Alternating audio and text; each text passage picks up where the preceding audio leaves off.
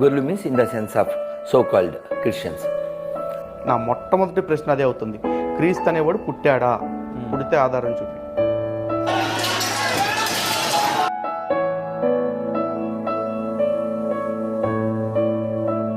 వినుచున్న మీతో చెప్పున్నదేమనగా, మీ శత్రువులను ప్రేమించుడి, మేము ద్వేషించే వారికి మేలు చేయండి, శపించే వారిని దీవించండి, బాధించే వారి కొరకు ప్రార్థించండి.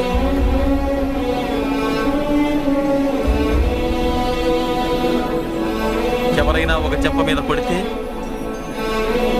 రెండవ చెంప కూడా చూపండి.